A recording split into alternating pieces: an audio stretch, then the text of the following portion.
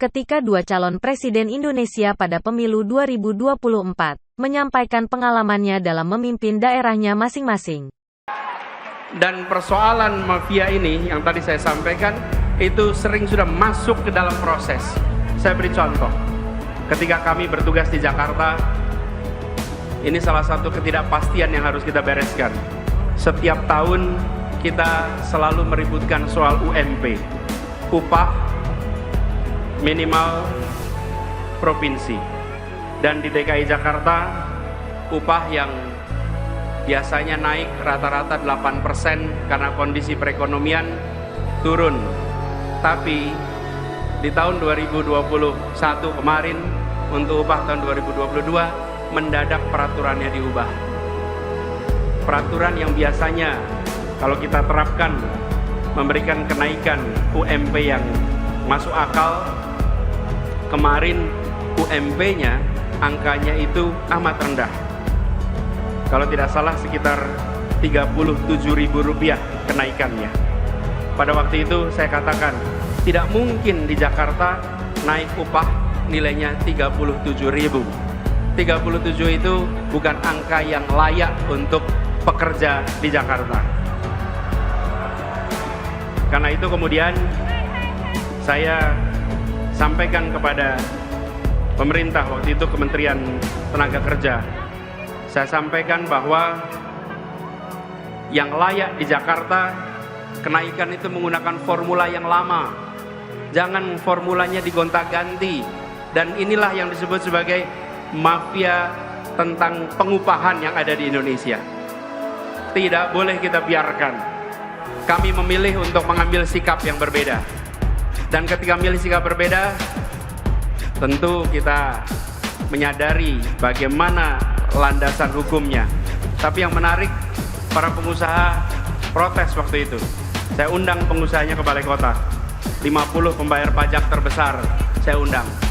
Ketika saya undang, saya sampaikan, Bapak Ibu sekalian yang sekarang sudah menjadi 50 pembayar pajak terbesar, Bapak Ibu lihat, kita semua ini sekarang berkumpul di Balai Kota. Jaraknya hanya 1 kilometer dari Gedung Pancasila, tempat konstitusi kita disusun, tempat persiapan kemerdekaan kita disiapkan.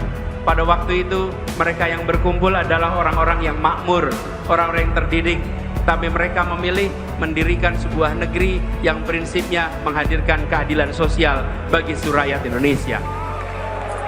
Sekarang di sini, yang kumpul di sini, Bapak Ibu, saya ingin tanya, 40 tahun yang lalu Bapak Ibu di mana? 50 tahun yang lalu Bapak Ibu di mana? Kita semua 40 tahun yang lalu, 50 tahun yang lalu bukan siapa-siapa. Republik ini sudah memberikan kesempatan Bapak Ibu sekalian menjadi 50 pembayar pajak terbesar karena Republik ini memberikan kesempatan pada Bapak Ibu sekalian. Sekarang berikan kesempatan pada para pekerja untuk mereka bisa mendapatkan kesetaraan masa depan. Sebagaimana Bapak Ibu sekalian mendapatkannya. Ini soal kita bergiliran masing-masing memberikan kesempatan. Dan ketika kita mengirimkan pesan kesetaraan itu yang menarik. Para pengusaha itu setelah ngobrol pulang dan mereka bilang, Pak Gub, kami setuju dengan prinsip yang Bapak pegang. Kita sama-sama bergerak untuk Indonesia. Bapak Ibu sekalian, ketika kita bicara tentang nilai-nilai, maka semua akan terpanggil. Itulah sebabnya hari ini kita berjuang, karena kita membawa nilai-nilai dan kita ingin memanggil semuanya untuk berjuang bersama kita. Mereka ternyata menggunakan alat ini. Jadi kalau hari ini sumbatan politik saya itu terjadi, maka yang dilakukan adalah paham baru, namanya viralisme.